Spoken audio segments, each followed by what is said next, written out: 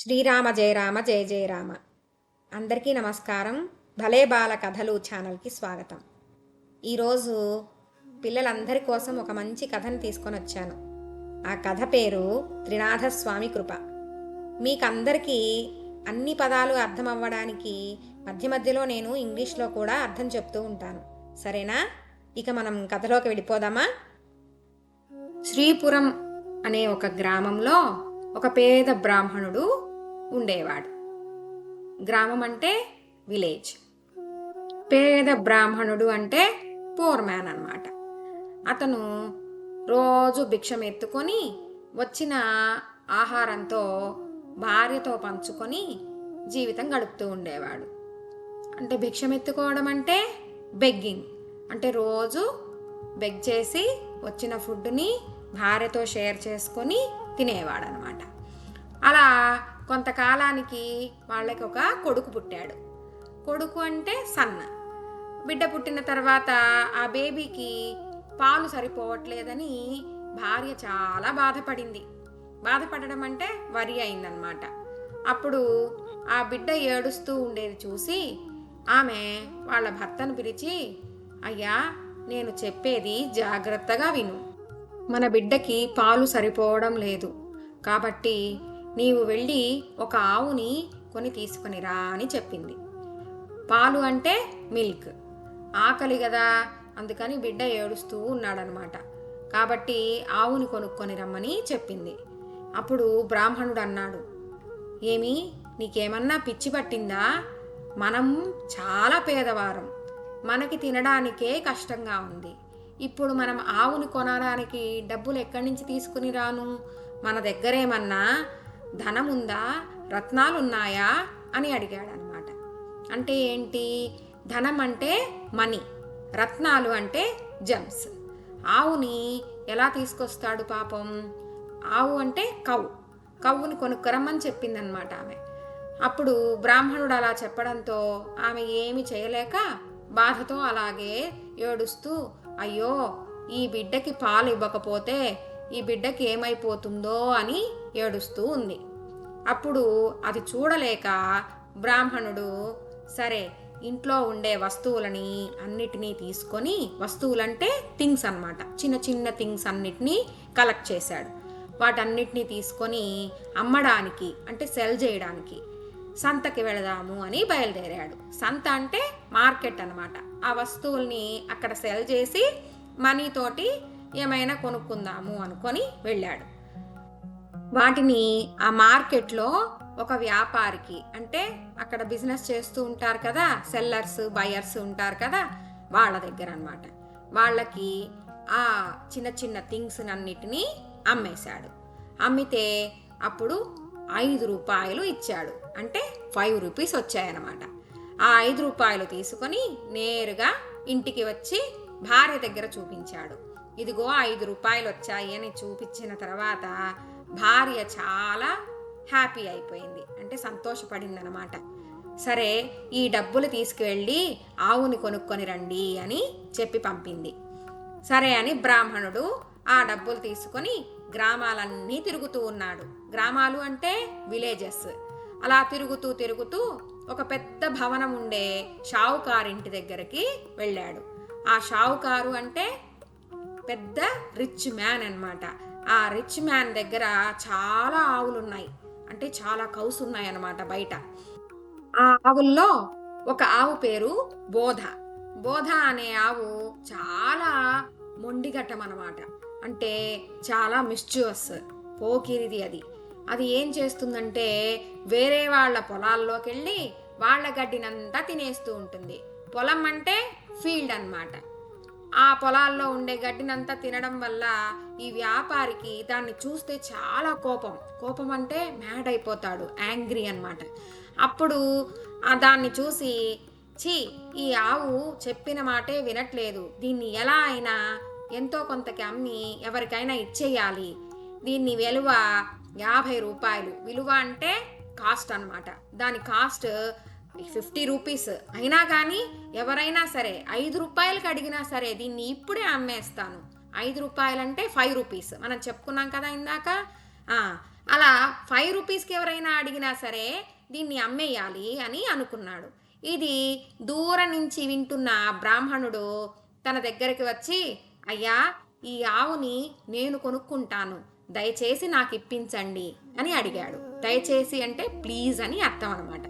నాకు ఇవ్వండి, నేను కొనుక్కుంటాను అని చెప్పాడు.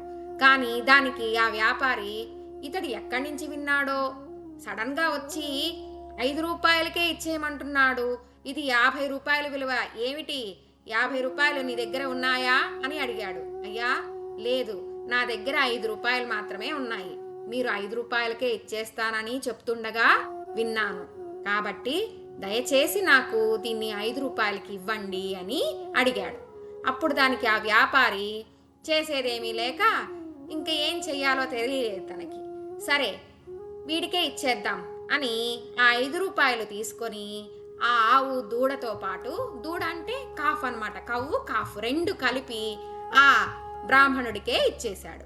ఇప్పుడు ఆ బ్రాహ్మణుడు సంతోషంగా ఆవు దూడని తీసుకొని తన ఇంటికి బయలుదేరాడు. అలా ఇంటికి వెళ్ళగానే వాళ్ళ ఆవిడ అంటే వాళ్ళ వైఫ్ దాన్ని చూసి ఆవు దూడని చాలా సంతోషించింది.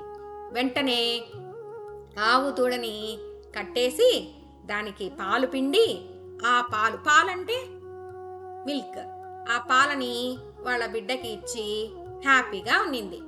కొన్ని రోజుల తర్వాత ఇలాగే రోజు పాలు పిండుతూ బిడ్డకి పోస్తూ ఉన్నారు. ఇప్పుడు వాళ్ళ బేబీ కూడా కొంచెం హ్యాపీగా ఆడుకుంటున్నాడు. ఇలా ఉండగా ఒకరోజు సాయంత్రం అంటే ఈవినింగ్ అనమాట, సాయంత్రం అయ్యేసరికి ఆవు ఇంటికి రాలేదు. పొద్దున్నే వెళ్ళిపోతుంది. పొద్దున్నే అంటే మార్నింగ్ వెళ్ళిపోయి గడ్డి అంతా మేసేసి, అంటే గడ్డి అంటే గ్రాస్ని తినేసేసి మళ్ళీ ఈవినింగ్ కల్లా ఇంటికి వచ్చేస్తుంది. కానీ ఆ రోజు ఎందుకో ఆవు ఎంతకీ రాలేదు. సాయంత్రం అయ్యింది, చూసేసరికి ఆవు రాలేదు. వీళ్ళు చాలా కంగారు పడ్డారు, అంటే చాలా వరి అయిపోయారు. అప్పుడు బ్రాహ్మణుడు ఎక్కడికి వెళ్ళుంటుంది అని పరిగెత్తుకుంటూ వెళ్ళాడనమాట. అంటే రన్ చేస్తూ వెతుక్కుంటూ వెళ్ళాడు, సెర్చ్ చేస్తూ వెళ్తూ ఉన్నాడనమాట. అప్పుడు అన్ని ఫీల్డ్స్ అన్నిటినీ చూశాడు, పొలాలు. ఆ తర్వాత అలా నడుచుకుంటూ ఊరి చివర ఉండే ఒక గార్డెన్కి వెళ్ళాడు. గార్డెన్ అంటే తోట. అది కొంచెం ఫారెస్ట్ లాగా కూడా ఉంది, అంటే అడవిలాగా కూడా ఉందన్నమాట. అక్కడ ఒక పెద్ద మర్రి చెట్టును చూశాడు, అంటే బ్యానియన్ ట్రీ అన్నమాట. ఒక పెద్ద అరుగు మీద ఒక చెట్టు ఉంది. ఆ చెట్టును చూసిన తర్వాత, సరే, బాగా అలసిపోయాను, అంటే టయర్డ్ అయిపోయాను, కొంచెం సేపు ఇక్కడ విశ్రాంతి తీసుకుందాం, అంటే రెస్ట్ తీసుకుందాం అని అనుకున్నాడు. పోయి ఆ చెట్టు కింద అరుగు మీద కూర్చొని చాలా బాధపడుతూ ఉన్నాడు. అంటే ఏంటి, వరి అవుతున్నాడు అనమాట. ఏమని, అయ్యో, ఆవు ఎక్కడికి వెళ్ళిపోయిందో, మళ్ళా ఎప్పుడు దొరుకుతుందో, బిడ్డకి పాలు ఎలాగా అని ఆలోచిస్తూ ఉన్నాడు. ఈలోగా ఎవరో తనని ఓరి బ్రాహ్మణుడా అని పిలిచారు. ఎక్కడి నుంచి పిలుపు వినిపిస్తుంది అని అనుకొని అటు ఇటు చూశాడు. అప్పుడు తనకి ఎవరూ కనిపించలేదు. మళ్ళీ పిలుపు వినిపించింది, ఓయ్ బ్రాహ్మణుడా అని. అప్పుడు మళ్ళీ అటు ఇటు చూశాడు. అలా చూసేసరికి చెట్టు మీద ముగ్గురు కూర్చొని ఉన్నారనమాట. ఆ ముగ్గురు ఎవరు అంటే దేవుళ్ళు అనమాట. ఎవరు, గాడ్స్. ఆ గాడ్స్ ఎవరు అంటే బ్రహ్మ, విష్ణు, మహేశ్వరుడు అనమాట. బ్రహ్మదేవుడు, విష్ణువు, మహేశ్వరుడు, వీళ్ళు ముగ్గురు చెట్టు మీద కూర్చొని ఉన్నారు. వీళ్ళని త్రిమూర్తులు అంటారు. ఆ త్రిమూర్తుల్ని చూసి బ్రాహ్మణుడు, వీళ్ళు ఎవరు, చాలా ఆశ్చర్యంగా ఉందే, వీళ్ళు ఎందుకు ఇక్కడ ఉన్నారు అని, ఆశ్చర్యం అంటే సర్ప్రైజ్, అలా ఎందుకు ఇక్కడ కూర్చొని ఉన్నారు అని ఆలోచించడం అంటే థింక్ చేశాడు అనమాట. అప్పుడు మీరు ఎవరు అని వాళ్ళని అడిగాడు. మా సంగతి అటు ఉంచు గాని, ఇంతకీ నీవెవరు, నువ్వు ఎందుకు బాధపడుతున్నావు అని అడిగారు వాళ్ళు. అప్పుడు తన కథంతా చెప్పాడు. నాకు ఇలా భార్య బిడ్డలు ఉన్నారు, వాళ్లలో బిడ్డకి పాల కోసమని నేను ఆవుని కొన్నాను. ఆ ఆవు కొన్ని రోజులు మాత్రమే మా దగ్గర ఉంది. ఇప్పుడు అది సాయంత్రం అయినా ఇంటికి రాకపోయేసరికి ఎక్కడికి పోయిందో అని వెతుక్కుంటూ వెళ్తున్నాను. ఇక్కడ దగ్గరలో ఒక సంత ఉంది. సంత అంటే మనం చెప్పుకున్నాం కదా, మార్కెట్ అని. ఆ మార్కెట్ దగ్గరలో ఒకవేళ ఎవరైనా దొంగిలిస్తే అంటే స్టీల్ చేస్తే దాన్ని తీసుకెళ్ళి అక్కడ అమ్ముతారు. అమ్మడం అంటే సెల్ చేస్తారు. అలా ఏమైనా నా ఆవును కూడా ఎవరైనా దొంగిలించి ఒకవేళ సంతలో అమ్ముంటారేమోనని వెతుక్కుంటూ వెళుతున్నాను సంతకి అని చెప్పాడు. దానికి ఆ త్రిమూర్తులు ఇలా అన్నారు, సరే నీవెలాగూ సంతకి వెళుతున్నావు కదా, అక్కడ నాకు కొన్ని వస్తువులు కావాలి, తెచ్చి పెడతావా అని అడిగారు. ఏమిటి వస్తువులా? నేను చూస్తే పేదవాణ్ణి, వస్తువులు ఎలా తేగలను? వస్తువులు అంటే థింగ్స్ అన్నమాట. వాళ్ళకి థింగ్స్ కావాలి అని అన్నారు. సరే ఇంతకీ ఆ థింగ్స్ ఏంటో చెప్పండి అని అడిగాడు. అప్పుడు వాళ్ళు ఒక పైసాకి అంటే ఒక కాయిన్కి నాకు ఆకులు కావాలి అంటే తమలపాకులు అనమాట. తమలపాకులు అంటే బీటల్ లీవ్స్. తర్వాత ఇంకొక పైసాకి వక్కలు కావాలి. వక్కలు అంటే బీటల్ నట్స్. ఆ తర్వాత ఇంకొక పైసాకి నూనె కావాలి. నూనె అంటే ఆయిల్. ఈ 3 వస్తువులు తీసుకొని రా అని చెప్పారు.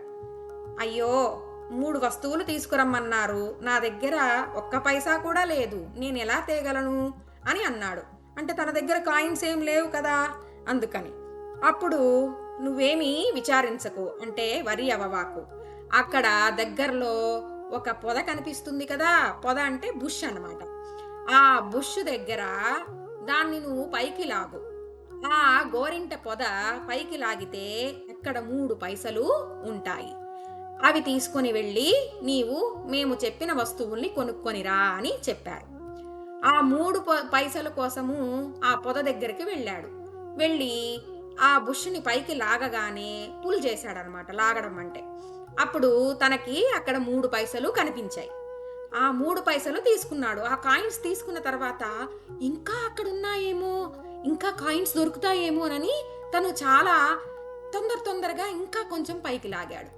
లాగేసరికి అక్కడ షాకింగ్గా ఏమీ కనపడలేదు. ఈలోగా పైన కూర్చున్న త్రిమూర్తులు తను ఇంకా లాగడము తవ్వడము చూసి, డిక్ చేస్తూ ఉండడం చూసి, ఓయ్ బ్రాహ్మణుడా, నీకేమైనా వెర్రియా, పిచ్చి పట్టిందా అంటే నువ్వు ఆర్ యు క్రేజీ అని అడిగారనమాట. ఎందుకు నీవు ఇంకా తవ్వుతున్నావు? అక్కడ 3 పైసలే ఉన్నాయి, ఇంతకు మించి దొరకవు, కాబట్టి ఇక అక్కడ లేవు అని అర్థం చేసుకుని తను చాలా పశ్చాత్తాపడ్డాడు. అంటే సారీ ఫీల్ అయ్యాడనమాట. తను గ్రీడీ అయిపోయాడు కదా, అందుకని తను వరి అవుతూ పైకి లేచి వాళ్ళకి నమస్కరించి సారీ చెప్పి, సరే ఇప్పుడు ఈ 3 పైసలతోటి మీ వస్తువుల్ని తీసుకుని వస్తాను అని చెప్పి బయలుదేరాడు. కానీ కొంచెం దూరం వెళ్ళిన తర్వాత మళ్ళీ తనకొక ఆలోచన వచ్చింది. అంటే ఒక డౌట్ వచ్చిందనమాట, ఒక థాట్. అప్పుడు మళ్ళీ వెనక్కి తిరిగి అదే చెట్టు దగ్గరికి వచ్చి త్రిమూర్తులకి దండం పెట్టాడు. అప్పుడు త్రిమూర్తులు, ఓయ్ బ్రాహ్మణుడా, మళ్ళీ ఎందుకు తిరిగి వచ్చావు, ఎందుకు బ్యాక్ అయ్యావు నువ్వు అని అడిగారు. అప్పుడు దానికి బ్రాహ్మణుడు ఇలా అన్నాడు, అయ్యా మీరు నన్ను నూనె తీసుకురమ్మన్నారు, కానీ నా దగ్గర నూనెని పట్టుకురావడానికి కావలసిన వస్తువు ఏదీ లేదు, నేను ఎలా తీసుకురాగలను అని అడిగాడు. అప్పుడు దానికి త్రిమూర్తులు, నీ గావంసా ఉంది కదా, గావంసా అంటే పైన షోల్డర్ మీద తన వేసుకున్నటువంటి టవల్ అన్నమాట, ఆ షోల్డర్ టవల్లో పట్టుకొని రా అని చెప్పారు. ఏమిటి, ఆయిల్ని దీంట్లో తీసుకురావాలా, నూనెని గావంసాలో పట్టుకొని రావడం ఎలా, నూనె గావంసాలో నిలుస్తుందా, మీరు నాతో వేళాకోళం ఆడుతున్నారా అంటే ఫన్ చేస్తున్నారా, నేను ఎలా తీసుకురాగలను అని అడిగాడు. దానికి త్రిమూర్తులు, ఏమీ లేదు, మేమేమి నీతో వేళాకోళం ఆడట్లేదు, నీవు మమ్మల్ని ముగ్గురిని తలుచుకో, అప్పుడు గావంసాలో నూనె నిలుస్తుంది అని చెప్పారనమాట. సరే అని చెప్పి బ్రాహ్మణుడు మళ్ళా అలాగే తీసుకుని మార్కెట్కి వెళ్ళాడు. సంతకి వెళ్ళి అక్కడ ఒక పైసా ఇచ్చి ఆకులు తీసుకున్నాడు. అంటే తమలపాకులు బీటల్ లీవ్స్ కొన్నాడు అనమాట. ఇంకొక పైసాకి ఏం తెమ్మన్నాడు, బీటల్ నట్స్ అంటే వక్కలు కొనుక్కున్నాడు. ఇంకొక పైసాకి నూనె కావాలి కదా, ఇప్పుడు నూనె అమ్మే వ్యాపారి దగ్గరికి వెళ్ళాడు. ఆ వ్యాపారి చాలా మోసగాడు అంటే చీటర్ అన్నమాట. ఇతడు చాలా ఇన్నోసెంట్గా కనపడుతున్నాడు అని అర్థం చేసుకున్నాడు. అంటే అమాయకంగా ఉన్నాడు కదా, టవల్ చూపిస్తున్నాడు. అంటే గావంసాలో నూనె పోయమని అడగగానే, ఏంటి గావంసాలో నూనె పోయాలా అంటే టవల్లో ఎవరైనా నూనె పోస్తారా, వీడెవరో పిచ్చివాడు, వీడు క్రేజీగా ఉన్నాడు, వీడిని మనము మోసం చేద్దాం అనుకున్నాడు. మోసం అంటే చీటింగ్. అప్పుడు ఏం చేశాడు అంటే ఆ వ్యాపారి అంటే బిజినెస్ మ్యాన్ అనమాట, సెల్లర్ ఇప్పుడు అక్కడ. అయితే తను ఆ నూనె పోస్తున్నట్టుగా నటించి ఒట్టి గరిటని ఆ దాంట్లో పోసినట్టుగా పోశాడు. నటించడం అంటే ప్రెటెండ్ చేశాడనమాట. నిజంగా నూనె పోయలేదు, కానీ పోసినట్టుగా నటించాడు. అప్పుడు తను ఒక కుండలో నుంచి తీసిన నూనెని దాంట్లో పోసినట్టుగా నటించాడు. కుండ అంటే పాట్. ఆ ఆయిల్ పాట్లో నుంచి ఆయిల్ తీసినట్టుగా పోశాడు, కానీ ఆ పాట్లో నుంచి నిజంగా తను ఆయిల్ని తీయలేదు. అప్పుడు అలా పోసిన తర్వాత ఆ బ్రాహ్మణుడు పాపం ఇన్నోసెంట్ కదా, అలాగే వెళ్ళిపోతూ ఉన్నాడు. ఈలోగా ఈ వ్యాపారి చీట్ చేశాడు కదా, మోసం చేసినందుకు తన కుండలో ఉన్న నూనెంతా మాయమైపోయింది. మాయమవ్వడం అంటే డిసప్పియర్ అయిపోయింది. అయ్యయ్యో నా నూనెంతా పోయింది అని ఏడవడం మొదలుపెట్టాడు. అప్పుడు చుట్టూ ఉన్న వాళ్ళందరూ, అంటే నైబర్స్ ఉన్నారు కదా అమ్మేవాళ్ళు, వాళ్ళందరూ కూడా ఏమైంది, ఎందుకు ఏడుస్తున్నావు అని అడిగారు. దానికి ఆ వ్యాపారి, వచ్చిన వాడికి నేను ఇలా నూనె పోసినట్టుగా నటించాను, ప్రెటెండ్ చేశాను, కాబట్టి నా కుండలో ఇప్పుడు నూనె చూస్తే లేదు, అందుకనే నేను ఏడుస్తున్నాను అనగానే అప్పుడు ఆ చుట్టూ ఉండే వాళ్ళందరూ చెప్పారు, ఓహో అయితే ఆ బ్రాహ్మణుడి దగ్గర ఏదో అద్భుత శక్తి ఉంది, అందుకనే ఇలా జరిగింది అన్నారనమాట. అద్భుత శక్తి అంటే మ్యాజికల్ పవర్స్ ఉన్నాయి అనుకున్నారు వాళ్ళు. కాబట్టి వెంటనే ఆ వ్యాపారి గబగబా పరిగెత్తాడు, అంటే రన్ చేస్తూ వెళ్ళాడనమాట.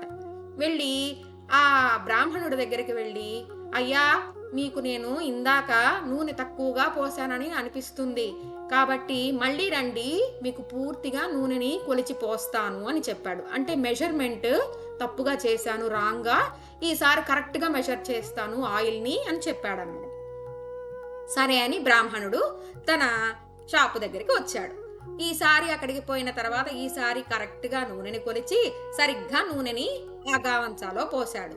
అప్పుడు త్రిమూర్తుల పేరు తలుచుకొని గావంచా పట్టగానే నూనె దాంట్లో నిలిచింది. ఈసారి బ్రాహ్మణుడు ఆ నూనెని తీసుకొని బయలుదేరాడు మళ్ళీ.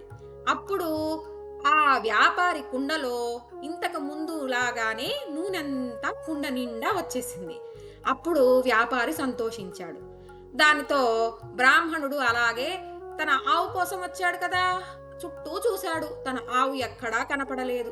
సరే ఇక్కడ లేదు తన ఆవు అని ఆలోచన చేసుకొని వచ్చిన పని పూర్తయింది అనుకొని తీసుకున్న వస్తువులని మళ్ళా అలాగే నడుచుకుంటూ ఆ వస్తువులతో ఆ చెట్టు దగ్గరికి వెళ్ళి వాళ్ళకి నమస్కరించి, అయ్యా మీరు చెప్పినట్టే ఈ 3 వస్తువులు తీసుకొచ్చాను అని చూపించాడు.